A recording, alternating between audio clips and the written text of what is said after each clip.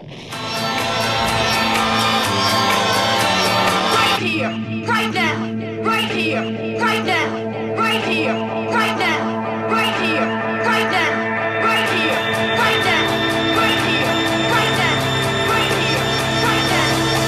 here, right now. Right, Richard Edgar's been allowed out today. He's at the Chelsea Flower Show. Richard, how's it looking? The editor of Breakfast News is going to get me a new studio, but I'm impressed, Tim. This is wonderful. Now, if you're coming to show this week, they're expecting something like about 170,000 visitors to the show, and during that time they eat something like a staggering 80,000 ice creams. Is it going to be ice cream weather today across the country?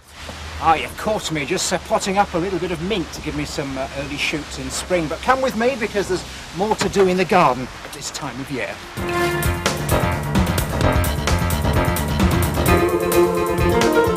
Well, our celebrity this week is a well-known television face, and boy, what a face he's got. I joined the Royal Navy in 1979, came in as officer aircrew, and that brought me down to the south coast into such places as Daedalus, Leon Solent, and also here. What was it like, though, in the Falklands when you were actually flying around what was obviously a potentially very dangerous situation? It was a brilliant environment, actually, to work in a war environment where you're all doing your job for real rather than doing an exercise. It just pulled everybody together, all the services working together, terrific camaraderie between everybody, whether the Army, Navy or Air Force.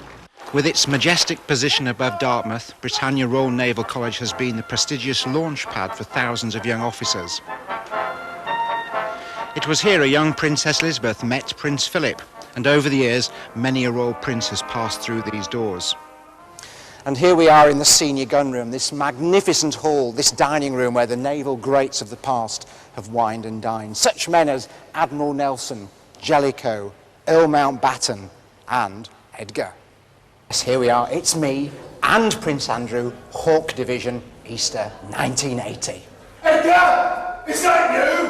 I don't believe you're still wearing that same poncy outfit you wore the day you joined the Navy. Best thing you ever done is join that bunch of civvies. Now, let's turn our attention to the weather, and somebody has a lot to answer for. I'm sorry, Russell, no, it all went just as forecast. And in fact, my surfing friends at number 33 tell me it was a fine afternoon up on the north coast, but we went south to view the weather at Lyme Regis. Now, on to our own high flyer, Richard Edgar. Now, I know you can fly, Richard, but don't get any big ideas in there, and don't touch anything, for goodness sake. Why are you coming into Exeter? Because I didn't think Concorde could actually get into Exeter. Well, Exeter's not a long runway, but it's long enough for Concorde. Well, we heard earlier about a shortage of blood. We know they're looking for volunteers, and our Richard couldn't wait to pop down to Derriford. How are you getting on, Richard? Well, we're doing very well, Lisa. I'm here, I've got the BBC Globe in my hand. Marion's been looking after me. And I tell you what, she's been sucking me dry. Now, last night, Richard promised us there wouldn't be a hurricane, but you didn't say anything about an earthquake. We can rely on the weathermen, eh? Lisa, do you want blood? No, we had that a couple of nights ago. We've been rehearsing that all day. Well done, Russell. You came in just on time there. What can I say? I'm sorry about the earthquake.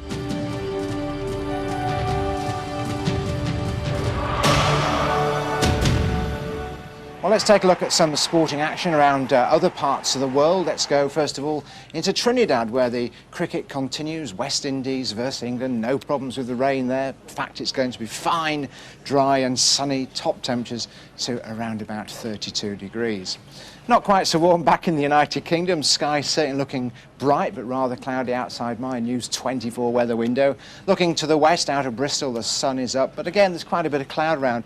You notice some gaps in the clouds, so sunny spells in some areas today, but to the northwest, that's where our next weather action's coming from, the rain down from that direction. And welcome to Jersey. We're here in St Helier at the Grand Hotel. We've got 300 children having a wonderful party. If you want to join us, get on down here. If you can't get on down here, watch us for the real fireworks later. Hello, welcome back to Jersey, where we are plucking hairs for Putsy. This is Liz in her lovely white uniform. Just look at this lot. This is the man in charge. He's former Master Bates. This is Steve. And this is Jason, who I think is very pleased to see me. And who is it? It's Top BBC weather forecaster Richard Edgar. Welcome to the programme. Thank you, Diane. There's an early Christmas present Oh, for you. lovely, yeah. OK, but looking at records like this, which only really cover local areas, how do we get a complete picture of the whole country? Well, there was a gentleman called Professor Gordon Manlin. He took all the information from these sort of diaries and from other areas. He pieced them all together, a little jigsaw, and filled in the gaps and gave us those continuous records back to 1659. But how do these amateurs actually measure the weather conditions? Yes, and they measure the weather as well. Come on over here, I'll show you. Look, we've got some early examples of weather instruments here. This is the first one. This is a rain gauge.